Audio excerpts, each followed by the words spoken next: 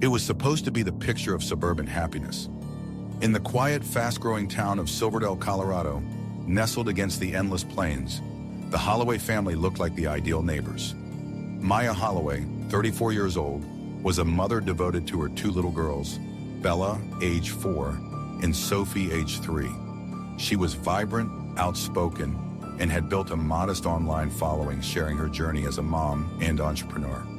Her husband, Ethan Holloway, 33, worked in the oil fields outside the city. To outsiders, he was a quiet, hardworking man, devoted, polite, a little reserved. Together, they were the couple people envied. Smiling photographs, matching outfits with their daughters, cheerful holiday cards taped on the fridge. But as true crime so often reveals, the perfect picture was only an illusion. On the morning of August 13, 2018, Maya Holloway missed an important doctor's appointment. It wasn't like her. Pregnant with her third child, she was meticulous about keeping schedules, especially when it came to her health. Her best friend, worried after several unanswered texts, drove to Maya's house in the affluent subdivision of Silverdale. The front door was locked. No one answered the bell. Her car was still in the garage, purse and keys inside. The girl's beloved stuffed animal sat abandoned on the couch. It was as though the entire Holloway family had simply vanished into thin air. But they hadn't. What unfolded in the coming days would become one of the most chilling, heart-wrenching cases in modern American crime. A story of secrets, lies, and the unthinkable betrayal of a mother and her two daughters. Friends described Maya as driven. She was known to light up any room, a natural talker who could turn strangers into friends in minutes. She sold health supplements online, using her charisma to connect with other women across the country. Her phone was her lifeline. Text messages, Facebook posts, videos of her daughters dancing in the living room. Behind her busy schedule, Maya carried another quiet burden, the cracks in her marriage to Ethan. Those closest to her said she confided in them. Late-night calls, hushed conversations about how distant Ethan had become. He no longer touched her the way he used to. He seemed distracted, withdrawn, often glued to his phone. Still, Maya held on. She wanted to fight for her marriage, fight for her family. She believed in projecting stability, in showing the world that the Holloways were still the perfect picture. No one, not even her, could have predicted the darkness Ethan was hiding. When Maya's friend called police that morning, officers arrived quickly. They searched the home. Maya's shoes were by the door. Her phone was found upstairs. The girls' beds were unmade, as though they'd been up early. There were no signs of forced entry, no broken windows, no blood. Just an eerie silence and the unsettling sense that something was very, very wrong. Ethan Holloway arrived not long after, wearing work boots and a blank expression. He greeted officers calmly, almost too calmly, and insisted he had no idea where his wife and daughters could be. He claimed Maya had come home from a business trip the night before. They'd had an emotional conversation, but nothing unusual. He said she must have left the house on her own, maybe with the kids, though her car, wallet, and medication were still sitting there. Police noted his demeanor, quiet, detached, not the panicked husband one would expect. As the day wore on, neighbors, friends, and family members joined in the search. Flyers were printed, Facebook posts exploded with pleas for help. News outlets picked up the story of the missing pregnant mother and daughters in Silverdale. The nation would soon be watching. The search for Maya Holloway and her two daughters had only just begun, but already something didn't add up.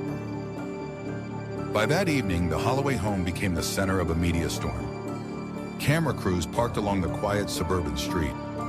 Reporters set up tripods under the streetlights, their voices echoing across the neighborhood. Pregnant mother and her two young daughters missing. Family and police desperate for answers. Neighbors whispered to one another, shaking their heads. Most had seen Maya out front just days earlier, walking with Bella and Sophie, the girls giggling as they played with chalk on the sidewalk. She had seemed tired, but nothing suggested this. Nothing suggested that she and her children would simply vanish. One neighbor, however, told officers something curious. At around 5 a.m. that morning, She'd noticed Ethan's truck backing into the driveway, an unusual sight. Normally, he parked it on the street. She didn't see Maya. She didn't see the girls. Just Ethan moving in and out of the garage, loading something heavy into the back. It was a detail that would grow more significant by the day. That same night, Ethan Holloway stood in front of television cameras, pleading for his family's safe return. His words, however, fell flat. He folded his arms across his chest as he spoke, his eyes darting away from the reporter's lenses. Maya, if you're out there with the kids, please, just come home. The house feels empty without you. Everyone is worried. It should have been a father's desperate cry. Instead, it sounded rehearsed, hollow. Detectives watching the broadcast made notes. Detached, no urgency, arms crossed, minimal emotion. To the public, the image of the grieving husband was hard to believe. On social media, people were already questioning, why doesn't he look worried? Why does he sound so calm? The investigation was only hours old, and suspicion was already circling around Ethan. One person who refused to let Maya's story fade was her best friend, Carla Jensen. She had been the first to sound the alarm, and now she became the loudest voice demanding answers. Carla told police about her late-night text exchange with Maya just hours before she disappeared. Maya had confided that she and Ethan had argued. He seemed cold, distant. She was terrified he no longer wanted the marriage or the baby. She told me she felt something was really wrong, Carla insisted. She said Ethan wasn't the man she thought she married. She was scared, but she didn't know why. Detectives listened carefully. A narrative was forming, one of a marriage on the brink. The next day, police executed a more thorough search of the Holloway home. Inside, the atmosphere was unsettling. Children's toys were scattered across the living room. A doll lay face down on the carpet. In the kitchen, half-eaten cereal bowls sat on the counter, as if breakfast had been interrupted. In the master bedroom, officers noticed the bed was stripped of sheets. The washer was running, filled with bedding that had just been laundered. Detective Ryan Delgado, one of the lead investigators, paused at the site. Bedding washed on the very morning Maya disappeared. It was a classic red flag. In his years on the force, Delgado had learned one chilling truth. The washing machine often held secrets. Samples were collected, every inch of fabric bagged as potential evidence. The real break came from an unlikely place, a neighbor's doorbell camera. When detectives reviewed the footage, they saw Ethan's truck once again, backed into the driveway in the early morning hours. He could be seen moving in and out of the garage for nearly an hour. His large frame passed the camera lens repeatedly, carrying what appeared to be heavy loads. But there was something even more damning. On the morning Maya's friend first called police, Ethan could be seen talking to that very neighbor. He was oddly casual, joking, even laughing at times, as though nothing were wrong. When detectives compared that behavior with the footage, it painted a troubling picture.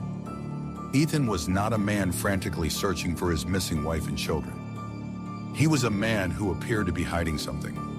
Over the next 2 days, Ethan sat for multiple police interviews. Each time, his story shifted slightly. At first, he claimed Maya had left in the middle of the night after their argument. Then he said she mentioned visiting a friend. Later, he suggested she might have gone for a walk. Detectives pressed him. Why would she leave without her phone, her car, or her wallet? Ethan had no answer. When investigators asked about the missing sheets, he shrugged. They were dirty. I was just doing laundry. To the detectives, it was a classic sign of evasion. To the public, it soon became a firestorm. News outlets replayed his interviews. Social media tore apart his every word, every expression. The Holloway case had become national news, and Ethan's calm demeanor was being dissected on every screen. On the third day of the investigation, Ethan agreed to take a polygraph test. Detectives knew these tests weren't always admissible in court, but they could be a powerful tool. As he sat in the sterile room, sensors strapped to his body, the examiner asked simple questions. Did you harm your wife? Do you know where Maya is right now? Are you lying about the last time you saw your children? Ethan denied everything, but the machine told a different story. His pulse spiked, His breathing quickened. The results showed deception across every major question. When detectives returned with the results, Ethan crumbled. He slumped in his chair, his hands covering his face. And then, the first crack in his facade. "Okay, I'll tell you what happened." What followed would horrify the detectives in that room, and later, the entire nation. The room fell silent after Ethan Holloway's words. Detectives leaned forward, their pens poised, every sense sharpened. For days, Ethan had denied, deflected, and played the part of the worried husband. But now the mask was cracking. Ethan's voice was low, almost a whisper, as if he could barely bring himself to speak. "Maya and I got into an argument that night. She accused me of seeing someone else. She just wouldn't stop. And then it happened." Detectives asked him to clarify. Ethan swallowed hard, his hands trembling. I strangled her. I didn't mean for it to happen, but she just wouldn't let go of it. And when it was over, I panicked." A cold, suffocating silence filled the interrogation room. Detective Ryan Delgado steadied his voice. "And the children, Ethan? Where are Bella and Sophie?" Ethan shifted uncomfortably, staring at the floor. His silence was louder than any scream. Finally, he muttered, "They're gone too." The details came in fragments, each word more horrifying than the last. Ethan claimed Maya had attacked him first after their argument, and in a rage, he strangled her. Then, he insisted, the girls must have seen something. He admitted loading all three, his pregnant wife, his daughters, into his truck before dawn. He drove them to a remote oil site where he worked. There, in the stillness of the early morning, he buried Maya in a shallow grave and disposed of his daughters in 2 separate oil tanks. Detectives sat in stunned silence. In all their years, nothing prepared them for the casual way Ethan described erasing the lives of his own family. Armed with his confession, law enforcement moved swiftly. Within hours, a convoy of police vehicles and forensic teams descended on the oil field 30 miles outside Silverdale. The press followed in helicopters overhead, capturing footage of investigators combing the barren landscape. The ground was dry and cracked, the air thick with the smell of crude oil. It was here, amid the rusted tanks and open fields, that searchers uncovered the shallow grave containing Maya's body. And nearby, in the dark, suffocating depths of the storage tanks, they discovered the remains of Bella and Sophie. It was almost unbearable for seasoned officers to process. Hardened detectives turned away. Some cried. One officer later said, "I'll never forget the image of those tanks. He'll never forget what he did to those little girls." As detectives dug deeper, the motive behind Ethan's actions became clearer. Through phone records and witness interviews, police uncovered evidence of an affair. Ethan had been secretly involved with a coworker, a younger woman named Kayla Bryant. Their relationship was intense, passionate, and reckless. Ethan had told Kayla his marriage was over, that he and Maya were separating. He painted himself as the victim of a controlling wife, a man trapped in a life he didn't want. Kayla believed him. In text messages exchanged just days before Maya's disappearance, Ethan wrote about a future with Kayla, moving in together, starting fresh, finally being free. For prosecutors, this was the motive laid bare: a man who killed his family to start a new life. As the details spread, the Holloway case exploded into a national spectacle. Cable news networks ran constant coverage. Talk shows debated Ethan's psychology. Social media lit up with outrage, grief, and disbelief. Maya's videos, once cheerful clips of her playing with the girls or chatting about her life, were replayed endlessly, framed by grim headlines. Mother and daughters found dead in oil field. For the public, it was impossible to reconcile the smiling family portraits with the horrific reality. After Ethan's confession, detectives pressed further. Why had he done it? Why the children? He insisted he panicked, that he didn't know what else to do, but the detectives weren't buying it. To them, this wasn't a crime of passion. It was calculated, deliberate. He had backed his truck into the garage to load their bodies unseen. He had chosen an oil site far from town, a place only he would have access to. He had stripped the bed sheets, washed away evidence, rehearsed his words for the cameras. It wasn't panic, it was premeditation. On the evening of August 15, 2018, just 3 days after Maya and her daughters were reported missing, Ethan Holloway was arrested for the murders of his pregnant wife and 2 young children. As he was led out of the police station in handcuffs, reporters shouted questions. He kept his head down, lips pressed into a thin line. The image of Ethan, the quiet oil worker, once seen as a doting father, was now seared into the public consciousness as something else entirely. A murderer who had betrayed the people who trusted him most.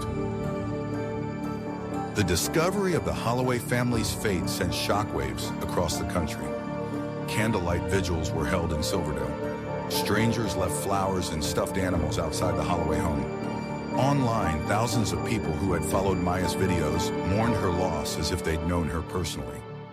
And everywhere, one haunting question remained. How could a husband and father do this? The arrest of Ethan Holloway sent a shockwave through Silverdale. But what followed, the legal battle, the testimony, and the sentence, would cement the Holloway murders as one of the darkest crimes in modern memory. Within days of his arrest, the district attorney announced the charges. 5 counts of first-degree murder, 1 for Maya, 1 for each child, and an additional count for Maya's unborn child. 1 count of unlawful termination of a pregnancy. 3 counts of tampering with a deceased human body. The weight of those charges was staggering. If convicted, Ethan faced life imprisonment or even the death penalty. Reporters filled the courthouse steps, their cameras trained on every movement of the man who had once been a suburban husband and father. When Ethan first appeared in court, shackled and dressed in an orange prison jumpsuit, the room fell silent. Maya's family sat in the gallery, grief etched across their faces. Her father clutched a framed photograph of Maya with Bella and Sophie. Her mother stared unflinchingly at Ethan, her hands trembling as she whispered under her breath, "Monster." The judge read the charges aloud. Ethan said little, his responses quiet, almost robotic. "Yes, Your Honor, ... no comma, Your Honor." For the public, the trial wasn't just about punishment. It was about making sense of the senseless. But answers were hard to come by. At first, prosecutors signaled they would pursue the death penalty. But in a stunning twist, Ethan's defense team announced a plea agreement. Ethan would plead guilty to all charges in exchange for avoiding execution. It was a move that divided the community. Some believed it spared Maya's family the agony of a lengthy trial filled with graphic testimony. Others thought it was far too merciful. Still, Maya's parents supported the plea. They wanted closure, not endless appeals. "No punishment will ever bring them back," Maya's mother said quietly. "We just don't want to give him the satisfaction of dragging this out." On a cold November morning, the courtroom was packed for Ethan Holloway's sentencing. Victim impact statements were read aloud, each one a devastating blow. Maya's father's voice shook as he addressed Ethan directly. "You took away my daughter, my grandbabies, and my unborn grandchild. You destroyed our family. And for what? For your selfishness? For another woman? You are a coward," her brother, his hands clenched in anger, added. "Every breath you take in that prison will be borrowed air. My sister and her babies deserve better than you. You don't deserve to speak their names." The prosecutor painted the crime in stark terms.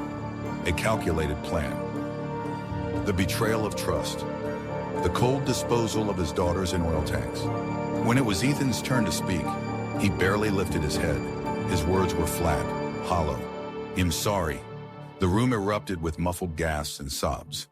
For Maya's family, the apology rang as empty as his earlier pleas on television. The judge's voice was steady as he delivered the punishment. Life in prison without the possibility of parole. 3 additional life sentences. Dozens of years tacked on for the lesser charges. Ethan Holloway would die behind bars. The gavel struck, and it was done. As news of the sentence spread, vigils were held again in Silverdale. Balloons with the girls' names drifted into the sky. Strangers lit candles for Maya and her daughters.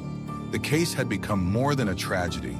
It had become a collective wound for an entire community. Forensic psychologists later dissected Ethan's crime, debating whether he was a narcissist, a sociopath, or something else entirely. But for those who loved Maya, no label could explain the brutality. Carla Jensen, Maya's best friend, spoke to reporters outside the courthouse. Maya fought for her marriage. She fought for her kids. And in the end, Ethan betrayed all of them. But today, justice was served. Hell never hurt anyone again. The Holloway murders became a chilling reminder of the darkness that can lurk behind smiling family portraits. A reminder that appearances deceive, that sometimes the most horrific monsters wear the mask of an ordinary husband, father, neighbor. In the years that followed, true crime documentaries, podcasts, and books would dissect the case. But for those who knew Maya, Bella, and Sophie, it was never just a story. It was their lives stolen in a single night of unimaginable cruelty. And the question still lingers, whispered whenever the Holloway name is spoken. How could he do it? The story of Maya Holloway and her two little girls is not one that fades easily. It lingers in the silence of an empty home, in the still photographs of smiling faces, in the haunting thought that trust can sometimes mask betrayal. In the beginning, the Holloways were the picture of suburban happiness, the cheerful wife, the hardworking husband, two bright young daughters, and another baby on the way. From the outside, it looked like a dream. But behind closed doors, a storm was building. Maya confided her worries to friends, noticing the distance in her husband. Ethan wore his mask well, so well that even those closest to him never saw the darkness coming. When he took the lives of the very people who trusted him most, he didn't just kill a family. He shattered the belief that love, marriage, and fatherhood were sacred bonds. Why did Ethan do it? Some point to his affair, to his selfish desire for a new life unburdened by responsibility. Others point to narcissism, a complete lack of empathy, a hollow soul hidden behind a polite smile.